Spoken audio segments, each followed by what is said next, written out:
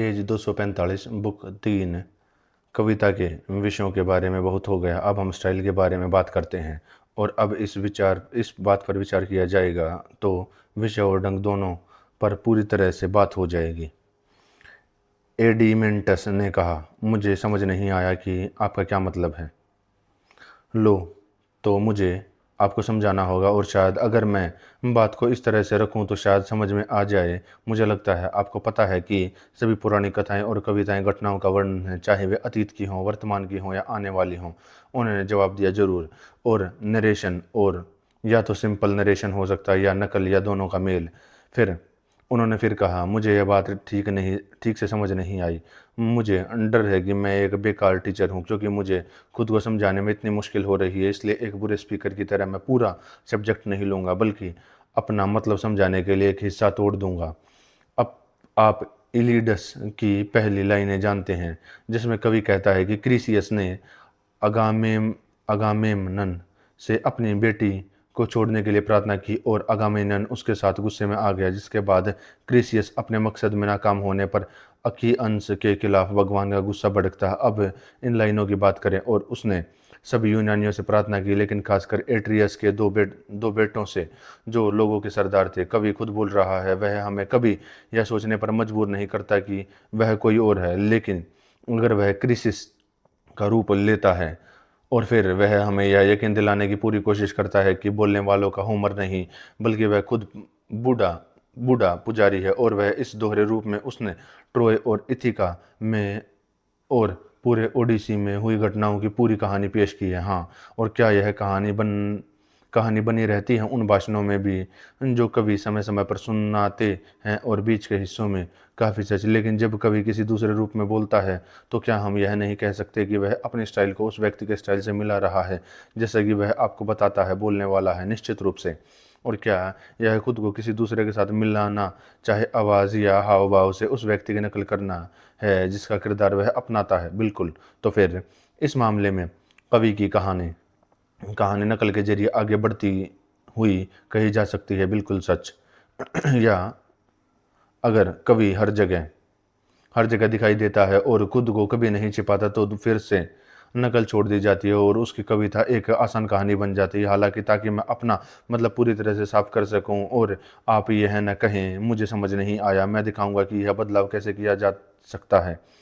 अगर होमर ने कहा होता, पादरी आया, उसके हाथों में उसकी बेटी की फिरौती थी और वह अकियन लोगों से और सबसे बढ़कर राजाओं से विनती कर रहा था, और फिर अगर क्रिसियस के रूप में बोलने के बजाय वह खुद बोलता, तो शब्द नकल नहीं बल्कि एक आसान कहानी होते।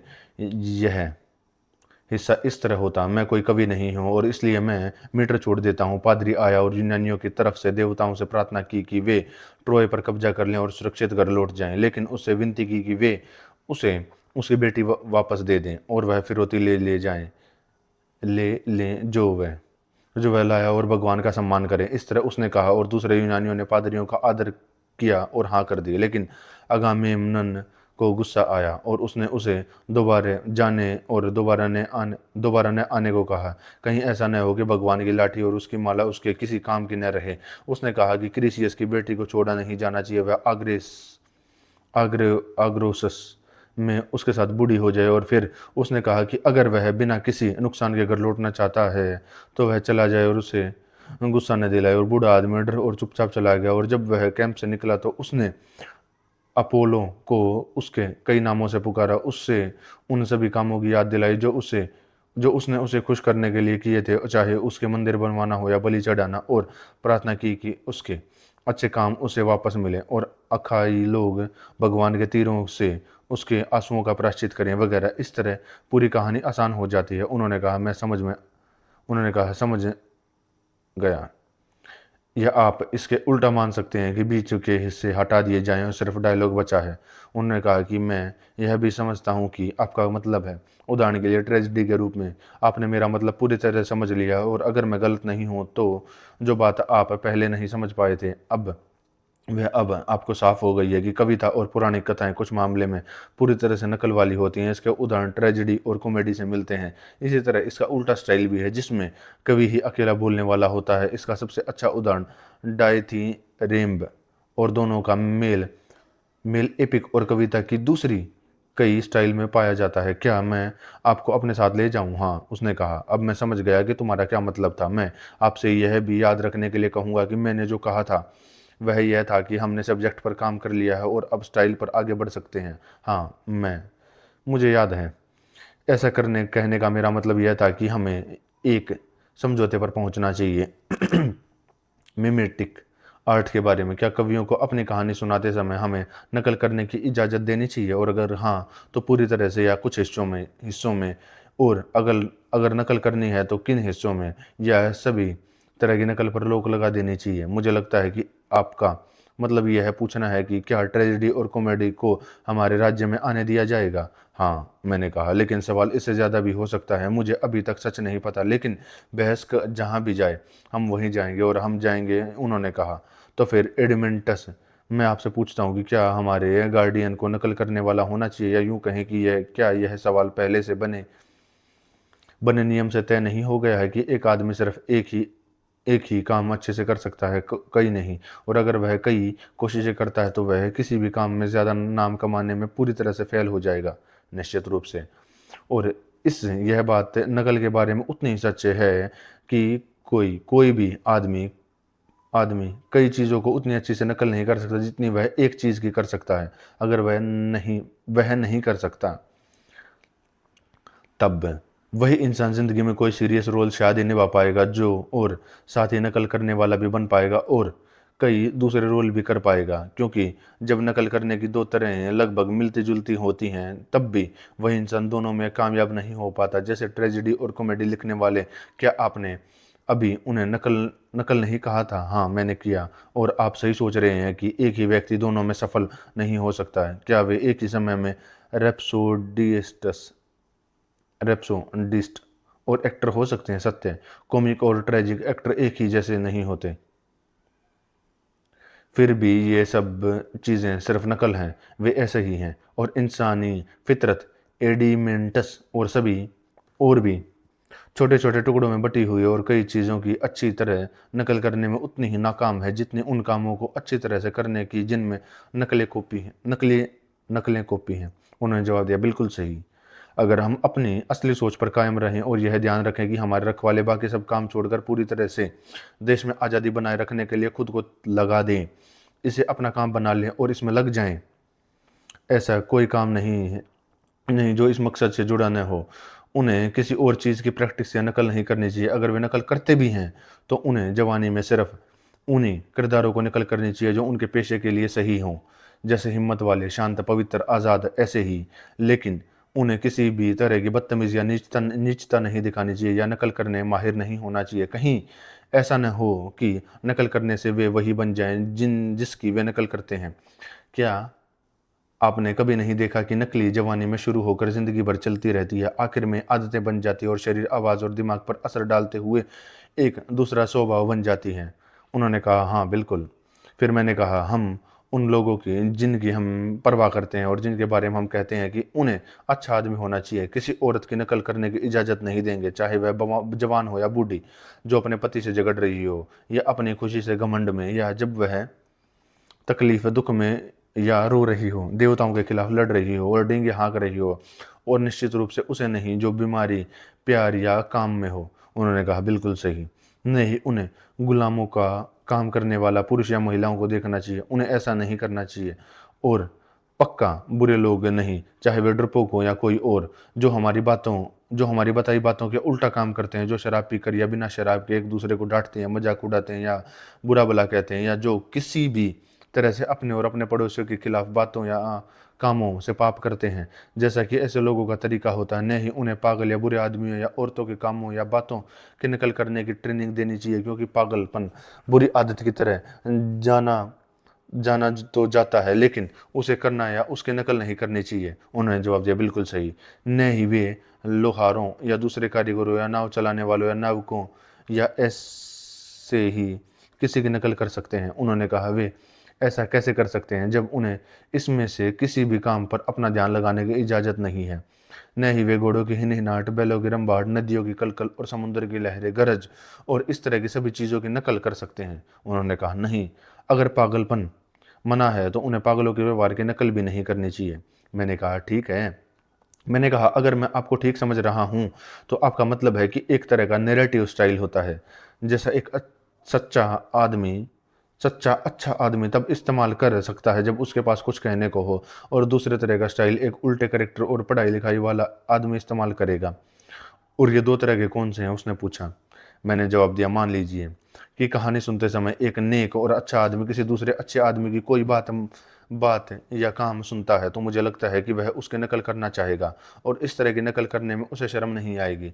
वह अच्छे आदमी का रोल करने के लिए सबसे ज़्यादा तैयार होगा जब वह मजबूती और समझदारी से काम कर रहा हो, और जब वह बीमारी, प्यार या शराब में डूबा हो या किसी और मुसीबत का सामना कर रहा हो तो कम तैयार होगा। लेकिन जब वह किसी ऐसे किराएदार को देखता है जो उसके लायक नहीं है, तो वह उसकी स्टडी नहीं करेगा। वह ऐसे इंसान से नफरत करेगा, और अगर करेगा भी तो सिर्फ कुछ पल के लिए, जब वह कोई अच्छा काम कर रहा हो। दूसरी बार उसे ऐसा रोल करने में शर्म आएगी जो उसने कभी किया कभी किया ही नहीं, और न ही वह खुद को घटिया मॉडल के हिसाब से बनाना और डालना पसंद करेगा। उसे ऐसी कला का इस्तेमाल मजाक में न हो, अपने से नीचे लगता है, और उसका मन इससे बगावत कर देता है। तो मुझे उम्मीद करनी चाहिए, उन्होंने जवाब दिया। फिर वह कहानी कहने का ऐसा तरीका अपनाएगा जिसे हमने होमर में दिखाया है, यानी उसका स्टाइल नकल करने वाला और कहानी कहने वाले दोनों होगा, लेकिन उसमें नकल करने वाला बहुत कम होगा और कहानी कहने वाला बहुत ज़्यादा। क्या आप सहमत हैं? उन्होंने कहा, निश्चित रूप से। यही वह मॉडल है जिसे जिसे ऐसा स्पीकर को जरूर करना चाहिए। लेकिन एक और तरह का करेक्टर है जो कुछ भी बता देगा, और वह जितना बुरा होगा उतना ही बेईमान होगा। उसके लिए कुछ भी बुरा बहुत बुरा नहीं होगा, और वह किसी भी चीज़ की नकल करने के लिए तैयार रहेगा, मजाक में नहीं बल्कि पूरे मन से। और एक बड़ी भीड़ के सामने, जैसा कि मैं अभी कह रहा था, वह बिजली कड़कने की आवाज़, हवा और ओलों की आवाज़, या पहियों और पुली की चरमराहट, और बांसुरी, पाइप, तुरई और हर तरह के इंस्ट्रूमेंट की अलग अलग आवाज़ें दिखाने की कोशिश करेगा। वह कुत्ते की तरह भौंकेगा, भेड़ भेड़ की तरह मिमियाएगा, या मुर्गे की तरह बांग देगा। उसकी पूरी कला आवाज़ और हाव भाव की नकल करने में ही होगी, और बहुत कम बयान होगा। उन्होंने कहा कि यही उनके बोलने का तरीका होगा। तो फिर ये दो तरह के स्टाइल हैं, हाँ, और आप मेरी इस बात से सहमत होंगे कि उनमें से एक आसान हो और उसमें बस थोड़े बहुत बदलाव हों, और अगर हारमोनी और रिदम को भी उनकी सादगी के लिए चुना जाए तो नतीजा यह होगा कि बोलने वाला, अगर वह सही बोलता है, तो उसका स्टाइल हमेशा लगभग एक जैसा ही रहेगा, और वह एक ही हारमोनी की लिमिट में रहेगा, क्योंकि बदलाव ज़्यादा नहीं, और इसी तरह वह लगभग एक ही रिदम का इस्तेमाल करेगा। उन्होंने कहा, यह बात बिल्कुल सच है। जबकि दूसरे के लिए हर तरह की हारमोनी और हर तरह की रिदम की ज़रूरत होती है। अगर म्यूज़िक और स्टाइल में तालमेल होना है, क्योंकि स्टाइल में तो हर तरह के बदलाव होते हैं। उन्होंने जवाब दिया, यह भी बिल्कुल सच है। और क्या ये दो स्टाइल हैं? क्या दोनों का मिक्सचर सारी कविता और शब्दों में हर तरह की बात को नहीं समझते? कोई भी कोई भी इनमें से किसी एक या दोनों को मिलकर या कुछ कुछ कह सकता है। उन्होंने कहा कि इनमें भी शामिल हैं। क्या हम अपने राज्य में तीनों स्टाइल लेंगे, या दोनों मिक्स स्टाइल में से सिर्फ एक लेंगे, या आप मिक्स स्टाइल को भी शामिल करेंगे? मैं सिर्फ अच्छे कामों की नकल करने वालों को ही मानना पसंद करूंगा। हाँ, मैंने कहा, एडिमेंटस, लेकिन मिक्स्ड स्टाइल भी बहुत आकर्षक है, और सच में पेंटोमिमिक पेंटोमिमिक जो आपके चुने हुए स्टाइल के उलट हैं, बच्चों और उनके अटेंडेंट के बीच, और आमतौर पर दुनिया में सबसे पॉपुलर स्टाइल हैं। मैं इनसे इनकार नहीं करता, लेकिन मुझे लगता है कि आप यह तर्क देंगे कि ऐसा स्टाइल हमारे देश के लिए सही नहीं, जिसमें इंसान का स्वभाव न तो दोहरा है और न ही कई गुना, क्योंकि एक आदमी सिर्फ एक ही भूमिका निभाता है। हाँ, बिल्कुल अनुपयुक्त। और यही वजह है कि हमारे राज्य में, और सिर्फ हमारे राज्य में, हम एक ही मोची को मोची पाएंगे, और पायलट भी नहीं, और एक ही किसान को किसान नहीं पाएंगे, व्यापारी भी नहीं, और एक ही सैनिक को सैनिक पाएंगे, व्यापारी नहीं, और हर जगह ऐसा ही। उन्होंने कहा, सच है। और इसलिए जब इन दिखावटी लोगों में से कोई, जो इतने चालाक हैं कि किसी भी चीज़ की नकल कर सकते हैं, हमारे पास आता है और खुद को अपनी कविता को दिखाने का प्रस्ताव रखता है, तो हम झुककर उसकी पूजा करेंगे और उसे एक प्यारे, पवित्र और अद्भुत इंसान के तौर पर मानेंगे। लेकिन हमें उसे यह भी बताना होगा कि हमारे राज्य में उसके जैसे लोगों को रहने की इजाज़त नहीं है। उन कानून उन्हें इजाज़त नहीं देगा, और इसलिए जब हम उसे लोबान से अभिषेक कर देंगे और उसके सिर पर ऊन की माला पहना देंगे, तो हम उसे दूसरे शहर भेज देंगे, क्योंकि हम अपनी आत्मा की सेहत के लिए ज़्यादा कठोर और सख्त कवि या कहानीकार को काम पर रखना चाहते हैं, जो सिर्फ अच्छे लोगों का स्टाइल की नकल करेगा और उन तरीकों को अपनाएगा जो हमने अपने सैनिकों की पढ़ाई शुरू करते समय बिताए थे। उन्होंने कहा, अगर हमारे पास पावर होगी तो हम ज़रूर ऐसा करेंगे। तो अब मेरे दोस्त, मैंने कहा, संगीत या साहित्यिक शिक्षा का वह हिस्सा जो कहानी या मिथक से जुड़ा है उसे ख़त्म ही माना जा सकता है, क्योंकि मामला और दोनों तरीकों पर चर्चा की गई है। उन्होंने कहा, मैं भी ऐसा ही सोचता हूँ। इसके बाद क्रम से मेलोडी और गीत आएंगे, यह तो साफ है। अगर हम खुद के साथ एक जैसा रहना चाहते हैं तो हर कोई पहले से ही देख सकता है कि हमें उनके बारे में क्या कहना चाहिए। ग्लोको ने हंसते हुए कहा, मुझे डर है कि हर कोई शब्द में शायद ही मैं शामिल हूँ, क्योंकि मैं अभी यह नहीं कह सकता कि वे क्या होना चाहिए। हालांकि मैं अंदाज़ा लगा सकता हूँ। वैसे भी आप यह तो बता सकते हैं कि एक गाने या कविता के 3 हिस्से होते हैं, शब्द, धुन और लय। क्या मैं इस हद तक जानकारी होने का अंदाज़ा लगा सकता हूँ? उन्होंने कहा, जितना आप चाहें। और जहाँ तक शब्दों की बात है, तो जो शब्द म्यूज़िक में हैं और जो नहीं है, उनमें पक्का कोई फ़र्क नहीं होगा। दोनों एक ही नियम के हिसाब से होंगे, और ये हमने पहले ही तय कर लिए हैं। हाँ, और सुर और लय शब्दों पर निर्भर करेंगे, निश्चित रूप से। जब हम इस विषय पर बात कर रहे थे तो हम कह रहे थे कि हमें विलाप और दुख की कोई ज़रूरत नहीं है। सत्य और दुख को दिखाने वाले सुर कौन से हैं? आप म्यूज़िकल हैं और मुझे बता सकते हैं। जिन हारमोनी की बात आप कर रहे हैं वे मिक्स्ड या टेनर, लिडियन और फुल टेंडोन या बेस लिडियन और इसी तरह की हैं। फिर मैंने कहा, इन्हें ख़त्म कर देना चाहिए। यहाँ तक कि जिन महिलाओं को अपना कैरेक्टर बनाए रखना होता है, उनके लिए भी ये किसी काम के नहीं, और पुरुषों के लिए तो और भी कम, निश्चित रूप से। इसके अलावा नशा, नरमी और आलस हमारे रखवालों के चरित्र के बिल्कुल खिलाफ है, बिल्कुल अनुचित। और कौन सी सॉफ्ट या ड्रिंकिंग हारमोनी है? उन्होंने जवाब दिया, ओनियन और लिडियन, उन्हें रिलैक्स्ड कहा जाता है। तो क्या ये किसी मिलिट्री इस्तेमाल के हैं? उन्होंने जवाब दिया, बिल्कुल उल्टा। और अगर ऐसा है तो डोरियन और फ्रीजियन ही आपके पास बचे हैं। मैंने उत्तर दिया, मैं सामंजस्य के बारे में कुछ नहीं जानता, लेकिन मैं एक लड़ाकू सामंजस्य चाहता हूँ, जो उस स्वर या उच्चारण को बजाए जो एक बहादुर आदमी खतरे और कठोर संकल्प के समय बोलता है, या जब उसका मकसद कमजोर पड़ रहा हो और वह घायल हो रहा हो या मर रहा हो या किसी अन्य बुराई से गिर रहा हो, और ऐसे हर संकट में भाग्य के प्रहारों का दृढ़ कदम और सहन करने के संकल्प के साथ सामना करता है। और दूसरा, जिसका उपयोग वह शांति और कार्रवाई की स्वतंत्रता के समय में कर सकें, जब कोई आवश्यक दबाव न हो, और वह प्रार्थना द्वारा ईश्वर को या निर्देश और चेतावनी द्वारा मनुष्य को, या दूसरी ओर जब वह अनुन्य या विनती या चेतावनी के आगे झुकने की इच्छा व्यक्त कर रहा हो, और जो उसे दर्शाता है जब विवेकपूर्ण आचरण से उसने अपना लक्ष्य प्राप्त कर लिया हो, अपनी सफलता से बहक न जाए बल्कि परिस्थितियों के अनुसार संयम और बुद्धिमानी से कार्य करे और घटना को स्वीकार कर ले। ये दो सामंजस्य मैं आपसे छोड़ने के लिए कहता हूँ। जरूरत का तनाव और आज़ादी का तनाव, बदकिस्मत का तनाव और खुदकिस्मत का तनाव, हिम्मत का तनाव, संयम का तनाव, मैं कहता हूँ ये सब छोड़ दो। और उन्होंने जवाब दिया, ये डोरियन और फ्रीजियन हारमोनी हैं जिनके बारे में मैं अभी बात कर रहा था।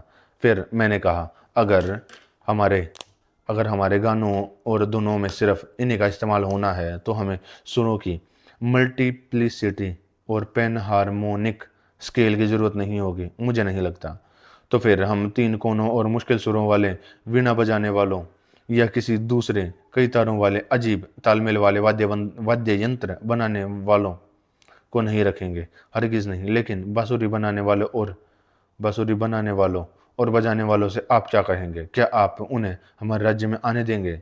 जब आप सोचेंगे कि हारमोनी के इस मिले जुले इस्तेमाल में बांसुरी सभी तार वाले साजों से खराब है, यहाँ तक कि पेन हार्मोनिक संगीत भी बांसुरी की नकल ही है, साफ तौर पर नहीं। तब शहर में इस्तेमाल के लिए सिर्फ वीणा और सारंगी बचती है, और चरवाहे गाँव में पाइप बजा सकते हैं। इस तर्क से निश्चित रूप से यही निष्कर्ष निकाला जा सकता है, मैंने कहा, मार्शियस और उसके इंस्ट्रूमेंट के बजाय अपोलो और उसके इंस्ट्रूमेंट को पसंद करना बिल्कुल भी अजीब नहीं है। उन्होंने जवाब दिया, बिल्कुल नहीं। और इसलिए मिस्र के कुत्ते के जरिए हम अनजाने में उस राज्य को साफ कर रहे हैं जिसे कुछ समय पहले तक हम लग्जरी कहते थे। उन्होंने जवाब दिया, हमने ईमान समझदारी से काम लिया है। तो चलिए अब हम सफाई पूरी करते हैं, मैंने कहा। इसके बाद हारमोनी के बाद रिदम अपने आप आएगी और उन्हें भी उन्हीं नियमों के तहत होना चाहिए, क्योंकि हमें मीटर मीटर के मुश्किल सिस्टम का या हर तरह के मीटर की तलाश नहीं करनी चाहिए, बल्कि यह पता लगाना चाहिए कि कौन सी रिदम एक हिम्मत वाली और हारमोनी वाली ज़िंदगी को दिखाती है। और जब हम उन्हें ढूंढ लेंगे तो हम फुट और लॉन्ग मेलोडी को उन शब्दों के हिसाब से डालेंगे जिनमें वैसी ही भावना हो, न कि शब्दों के फुट और मेलोडी के हिसाब से।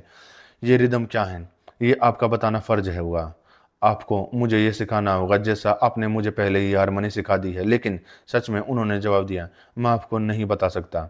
मैं बस इतना जानता हूँ कि रिदम के कुछ 3 प्रिंसिपल हैं जिनसे मेट्रिकल सिस्टम बनाते हैं। जैसे साउंड में 4 नोट्स होते हैं, यानी टेट्राकॉर्ड के 4 नोट्स जिनसे सभी हारमोनी बनती है। यह एक ऑब्जर्वेशन है जो मैंने किया है, लेकिन वे किस तरह की ज़िंदगी के नकल हैं यह मैं नहीं कह सकता। फिर मैंने कहा, हमें डेमोन को अपनी सलाह में लेना चाहिए। वह हमें बताएगा कि कौन सी रिदम मतलबीपन और या बदतमीजी या गुस्सा या दूसरी नाकाबिलियत दिखाती है, और कौन सी रिदम उल्टी भावना को दिखाने के लिए जारी रखी जानी चाहिए। और मुझे लगता है कि मुझे धुंधला सा याद है कि उसने एक मुश्किल क्रिटिक रिदम का जिक्र किया था, या डेक्लिक्ट या हीरोइक भी, और उसने उन्हें किसी ऐसे तरीके से अरेंज किया था जो मुझे ठीक से समझ में नहीं आया। फुट के ऊपर और नीचे होने में रिदम को बराबर बनाते हुए लंबी और छोटी बारी बारी से। और अगर मैं गलत नहीं हूँ तो उसने एक आयम्बिक के साथ साथ एक ट्रोचिक रिदम की भी बात की और उन्हें छोटी और लंबी मात्राएं दी। कुछ मामलों में ऐसा भी लगा कि वह रिदम के साथ साथ पैर के मूवमेंट की भी तारीफ या बुराई कर रहे थे, या शायद दोनों का कॉम्बिनेशन, क्योंकि मुझे पक्का नहीं पता कि उनका क्या मतलब था। हालांकि जैसा कि मैं कह रहा था, इन मामलों को खुद डेमोन को रेफर करना बेहतर होगा, क्योंकि इस सब्जेक्ट का एनालिसिस मुश्किल होगा। आप जानते हैं, सुकरात सब्जेक्ट डिटेल्स के बारे में अपनी मानी हुई अज्ञानता के अनुसार लापरवाही से अपनी बातें कह रहे हैं। वाक्य के पहले हिस्से में वह पेयोनिक रिदम की बात कर रहे लगते हैं, जो 3/2 के रेशो में है। ओके। दूसरे हिस्से में डायलेक्ट और एनापेस्टिक रिदम की, जो 1/1 के रेशो में, अर्थात आधे के रेशो में है। आखिरकार क्लोज में आयम्बिक और ट्रोचिक रिदम की, जो 1/2 या 2/1 के रेशो में है। बल्कि मैं तो यही कहूँगा, लेकिन यह देखने में कोई मुश्किल नहीं है कि कृपा का न होना अच्छे या बुरे रिदम का असर है, बिल्कुल भी नहीं। और यह भी अच्छी और बुरी लय अपने आप अच्छे और बुरे स्टाइल में मिल जाती है, और तालमेल और मतभेद भी उसी तरह स्टाइल को फॉलो करते हैं, क्योंकि हमारा सिद्धांत यह है कि लय और तालमेल शब्दों के रेगुलेट होते हैं, न कि शब्द उनसे। उन्होंने कहा कि उन्हें बस इसी तरह शब्दों का पालन करना चाहिए। और क्या शब्द और स्टाइल का कैरेक्टर आत्मा के मिजाज पर निर्भर नहीं होगा? हाँ। और स्टाइल पर बाकी कुछ सब कुछ? हाँ। तो फिर स्टाइल की सुंदरता और तालमेल और ग्रेस और अच्छी रिदम सादगी पर निर्भर करती है। मेरा मतलब है एक सही और अच्छे तरीके से व्यवस्थित मन और चरित्र की सादगी, न कि वह दूसरी सादगी जो सिर्फ मूर्खता का एक मतलब है। उन्होंने जवाब दिया, बिल्कुल सही। और अगर हमारे युवाओं को ज़िंदगी में अपना काम करना है, तो क्या उन्हें इन अच्छाइयों और तालमेलों को हमेशा का मकसद नहीं बनाना चाहिए? उनको ज़रूर पेंटर की कला और हर दूसरी क्रिएटिव और कंस्ट्रक्टिव कला इनसे भरी होती है। बनाई कढ़ाई, आर्किटेक्चर और हर तरह की मैन्युफैक्चरिंग, साथ ही नेचर, जानवर और सब्जी, इन सभी में ग्रेस की कमी होती है। और बदसूरती, झगड़ा और बेमेल हरकतें बातों और बुरी नेचर से लगभग जुड़ी हुई हैं, क्योंकि ग्रेस और तालमेल अच्छाई और नेकी से जुड़वा बहने हैं और उनकी तरह दिखती हैं। उन्होंने कहा, यह बात बिल्कुल सच है, लेकिन क्या हमारी निगरानी इससे आगे नहीं बढ़ेगी? और क्या कवियों में सिर्फ हमें अपनी रचनाओं में अच्छाई की छवि दिखाने की ज़रूरत होगी? इस दर्द के साथ अगर वे कुछ और करते हैं तो उन्हें हमारे राज्य से निकाल दिया जाएगा, या यही कंट्रोल दूसरे कलाकारों पर भी लागू किया जाएगा? क्या उन्हें भी मूर्तिकला और निर्माण और क्रिएटिव कलाओं में बुराई, असंयम, नीचता और अश्लीलता के उल्टे रूप दिखाने से रोका जाएगा? और क्या जो हमारे नियम का पालन नहीं कर सकता, उसे हमारे राज्य में अपनी कला का अभ्यास करने से रोका जाएगा? कहीं ऐसा न हो कि वह हमारे नागरिकों की पसंद को खराब कर दे।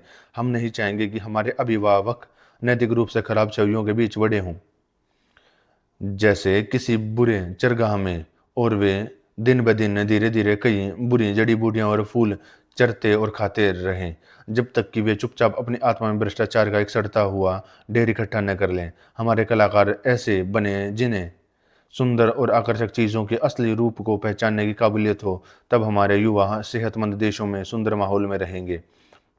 नज़ारों और आवाज़ों को देखें और हर चीज़ में अच्छाई को अपनाएं, और सुंदरता, अच्छे कामों का असर आंखों और कानों में बहेगा। और जैसे किसी शुद्ध जगह से सेहत देने वाली हवा आती है और अनजाने में ही आत्मा को शुरुआती सालों से ही तर्क की सुंदरता के साथ समानता और सहानुभूति की ओर खींचेगा। उन्होंने जवाब दिया, इससे बढ़िया ट्रेनिंग और कोई नहीं हो सकती। और इसलिए मैंने कहा, ग्लोकन म्यूजिकल ट्रेनिंग किसी भी दूसरे इंस्ट्रूमेंट से ज़्यादा असरदार इंस्ट्रूमेंट है, क्योंकि रिदम और हारमोनी आत्मा के अंदर तक पहुंच जाते हैं, जहां वे मजबूती से जुड़ जाते हैं, जिससे ग्रेस मिलती है, और जो सही तरीके से पढ़ा है उसकी आत्मा ग्रेसफुल हो जाती है, या जो कम पढ़ा है उसकी आत्मा खराब हो जाती है। और इसलिए भी जिसने अंदर की है सच्ची एजुकेशन ली है, वह आर्ट और नेचर में कमियों या गलतियों को बहुत होशियारी से पहचान लेगा, और सच्चे टेस्ट के साथ जब वह अच्छाई की तारीफ करता है और खुश होता है और अपनी आत्मा में उसे अपनाता है और नेक और अच्छा बनाता है, तो वह अपनी दीवानी जवानी के दिनों में भी वह जानने से पहले ही बुराई को सही तरीके से गलत ठहराएगा और उससे नफरत करेगा। और जब समझ आएगी तो वह उस दोस्त को पहचानेगा और सलाम करेगा जिससे उसके एजुकेशन ने लंबे समय तक जान पहचान कराई है। उन्होंने कहा, हाँ, मैं आपसे पूरी तरह से सहमत हूँ। हमारे युवाओं को संगीत और उन सुधारों पर ट्रेनिंग मिलनी चाहिए जिनका आपने जिक्र किया है। पढ़ना मैंने कहा पढ़ना सीखने की तरह तब जब हम खुश होते हैं, हमें अल्फ़ाबेट के अक्षर पता होते हैं जो बहुत कम होते हैं।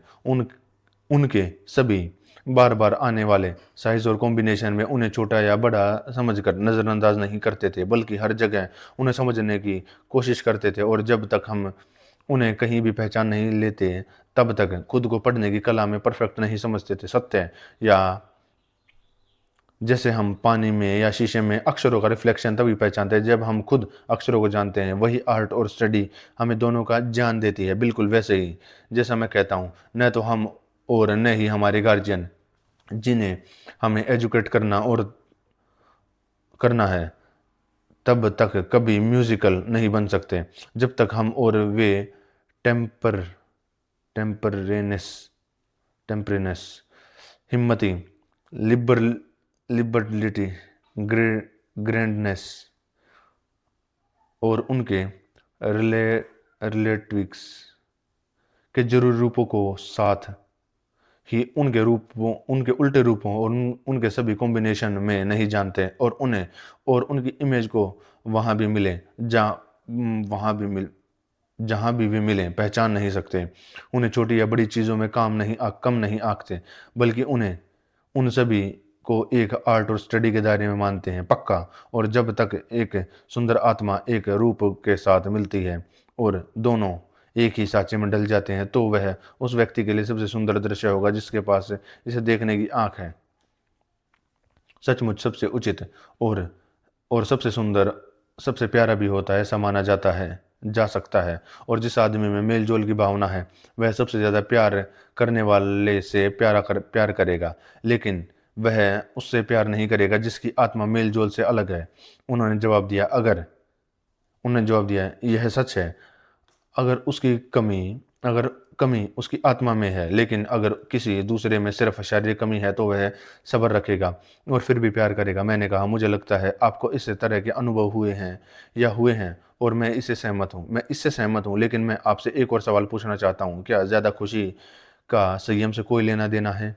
ऐसा हो सकता है। उसने जवाब दिया, खुशी भी इंसान को उसकी काबिलियत के इस्तेमाल से उतना ही दूर कर देती है जितना दर्द, या सामान्य तौर पर या अच्छाई से कोई लगाव। कोई भी नहीं।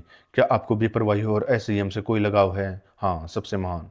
और क्या कामुक प्रेम से बड़ा या ज़्यादा गहरा सुख कोई और है? नहीं।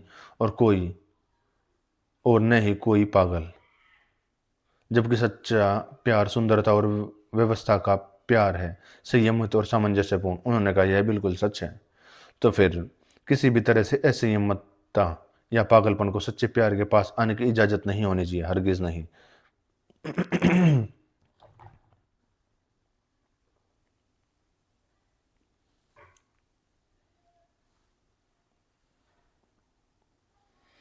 हरगिज नहीं। तो फिर या बेकाबू खुशी पागल या बेकाबू खुशी को कभी भी प्रेमी और प्रेमिका के पास नहीं आने देना चाहिए। या अगर उनका प्यार सही तरह का है तो उनमें से किसी का भी इनमें से कोई हिस्सा नहीं हो सकता। नहीं, सचमुच सुकरात, यह कभी भी उनके पास नहीं आना चाहिए। मुझे लगता है कि जिस शहर को हम बसा रहे हैं वहाँ आप एक ऐसा कानून बनाएंगे कि एक दोस्त अपने प्यार के लिए वैसा ही अपनापन इस्तेमाल नहीं करेगा जैसा एक पिता अपने बेटे के लिए करता है, और वह भी सिर्फ एक अच्छे मकसद के लिए।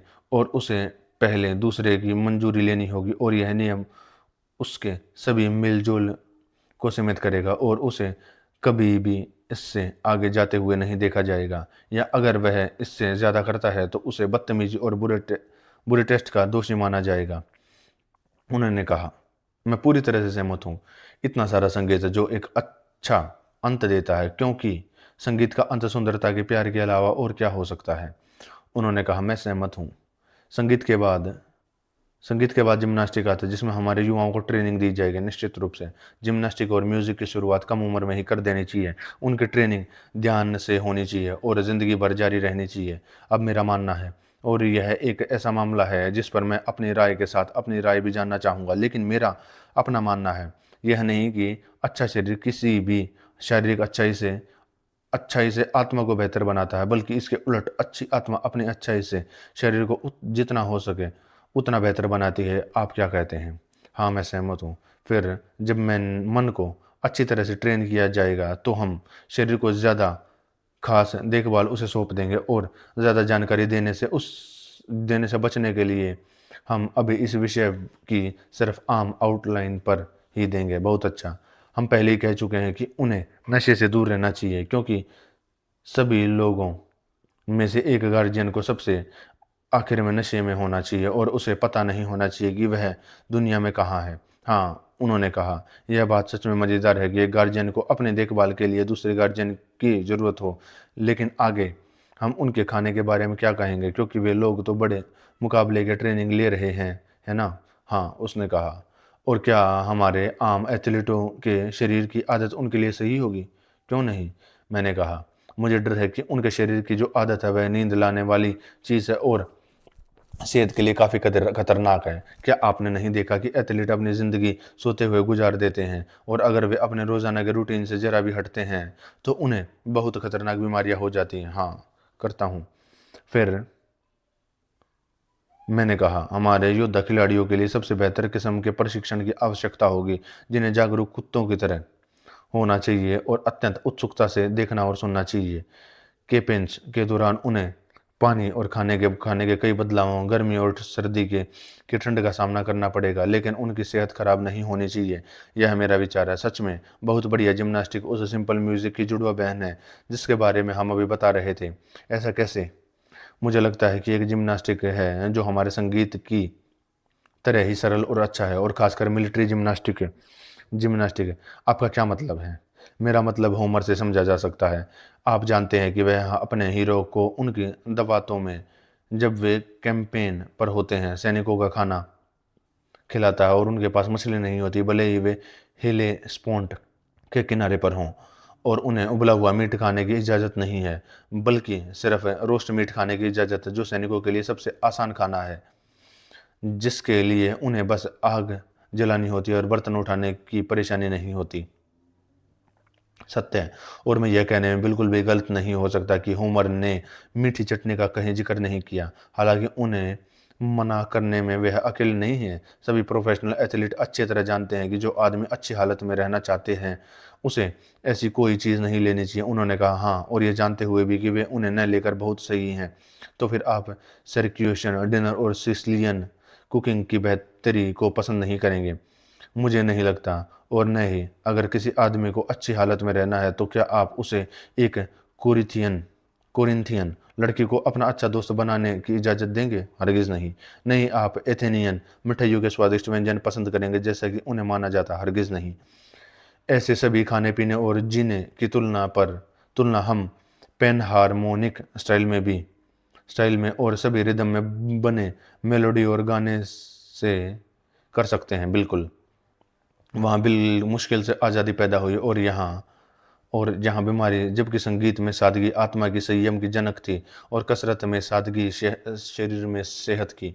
उन्होंने कहा यह बिल्कुल सच है, लेकिन जब किसी राज्य में ज़्यादा खर्च और बीमारियां बढ़ जाती हैं तो न्याय और दवा के हॉल हमेशा खुलते हैं और डॉक्टर और वकील की कलाएं खुद को बड़ा चढ़ाकर दिखाती हैं, यह देखकर कि न सिर्फ गुलाम बल्कि शहर के आज़ाद लोग भी उनमें कितनी गहरी दिलचस्पी लेते हैं। बिल्कुल, और फिर भी शिक्षा की बुरी और शर्मनाक हालत का इससे बड़ा सबूत और क्या हो सकता है कि सिर्फ कारीगरों और मतलबी लोगों को ही अच्छे डॉक्टरों और जजों के हुनर की जरूरत नहीं, बल्कि उन लोगों को भी है जो कहते हैं कि उन्हें अच्छी शिक्षा ली है।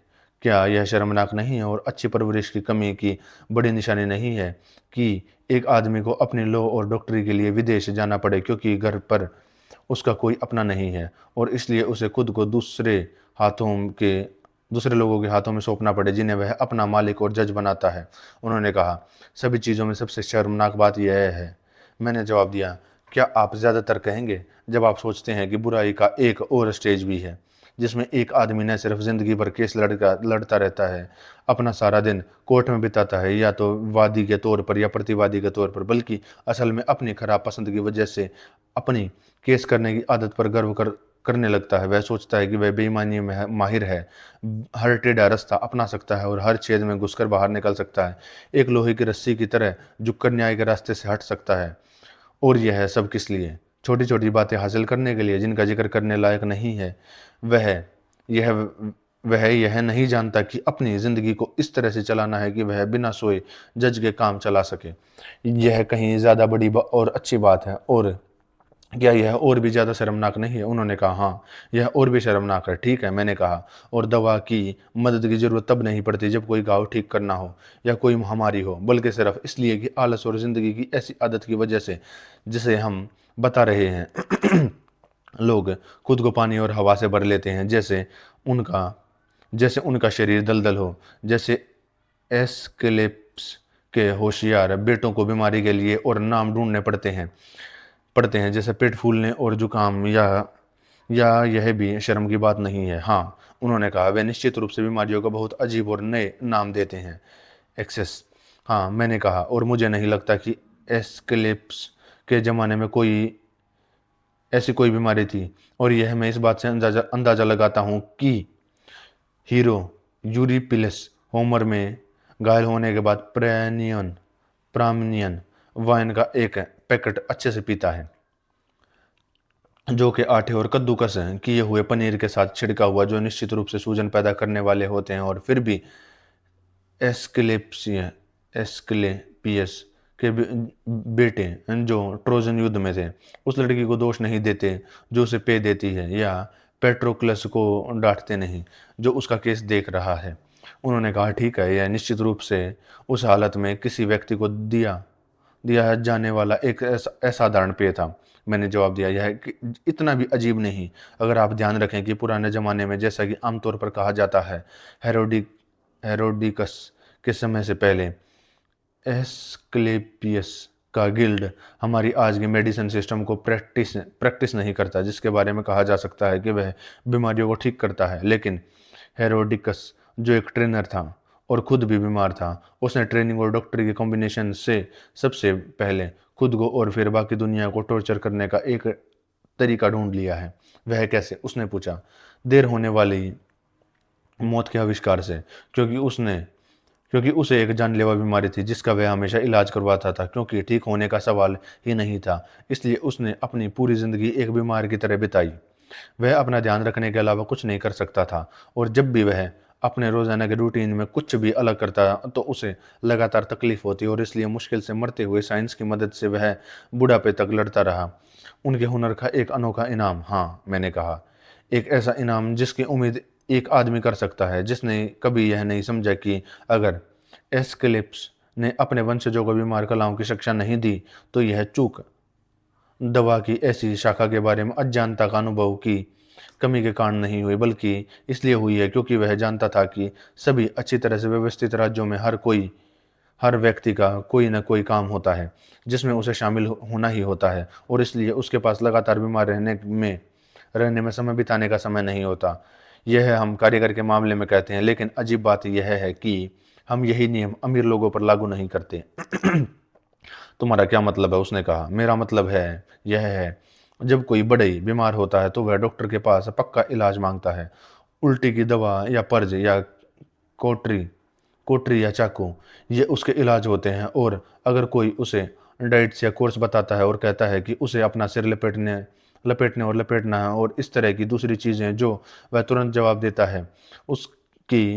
है कि उसके पास बीमार होने का समय नहीं है, और उसे अपनी बीमारी का इलाज करने में अपनी रोज़ की नौकरी को नज़रअंदाज करके ज़िंदगी बिताने में कोई अच्छा ही नहीं दिखती, और इसलिए ऐसे डॉक्टर को अलविदा कहकर वह अपनी रोज़ की आदतें फिर से शुरू कर देता है, और या तो ठीक हो जाता है और जीता है और अपना काम करता है, या अगर उसकी हालत ख़राब हो जाती है तो वह मर जाता है और उसे कोई परेशानी नहीं होती। उन्होंने कहा, हाँ, और इस हालत में हर एक आदमी को दवा की कला का इस्तेमाल सिर्फ यहीं तक करना चाहिए। मैंने कहा, क्या उसके पास कोई काम नहीं है? अगर ऐसा है तो उसकी ज़िंदगी में क्या फ़ायदा होगा?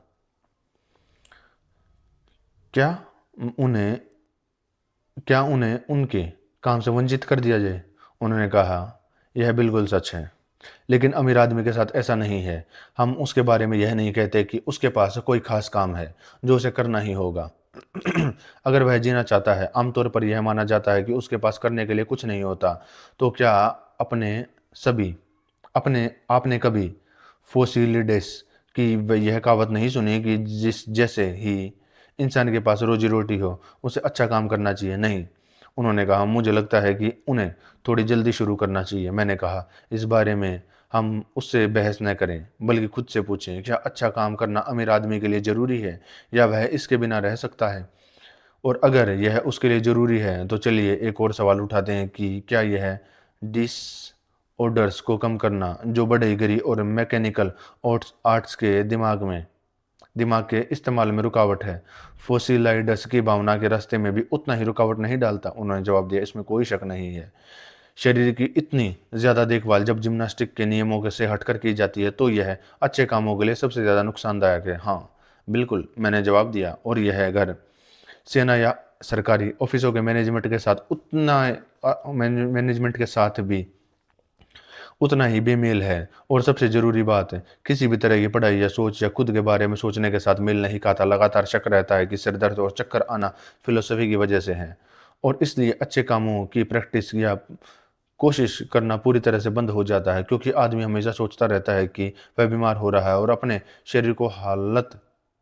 शरीर की हालत को लेकर लगातार परेशान रहता है। हाँ, शायद काफ़ी है।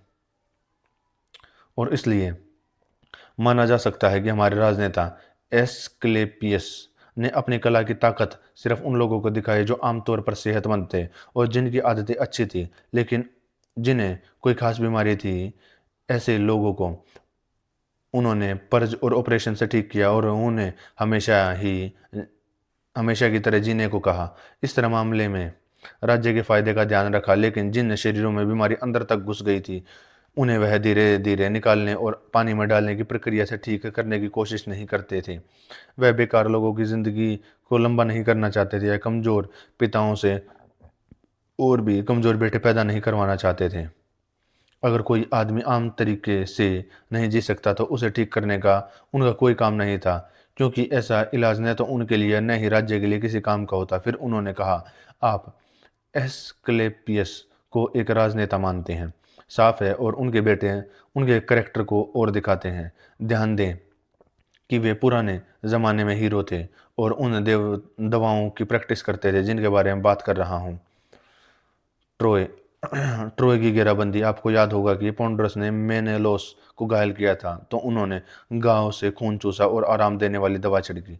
लेकिन मेनेलोस के मामले में उन्होंने कभी यह नहीं बताया कि मरीज को बाद में क्या खाना पीना है। यूरिप्लस के मामले में भी ऐसा ही था, जैसा कि उन्होंने सोचा था। इलाज किसी भी ऐसे आदमी से ठीक कराने के लिए काफ़ी थे जो घायल होने से पहले स्वस्थ और अपनी आदतों में रेगुलर था। और भले ही उसने प्राइमिनियन वाइन का एक पैकेट पी लिया हो, फिर भी वह ठीक हो सकता था। लेकिन वे अस्वस्थ और असंयमी लोगों से कोई लेना देना नहीं रखते थे। जिस जिंदगी न तो उनके लिए और न ही दूसरों के लिए किसी काम की थी। दवा की कला उनके भले के लिए नहीं बनाएगी, और भले भी वे मिडास जितने अमीर थे। एक्स एस्केलेपियस के बेटे उनके पास जाने से मना कर देते थे।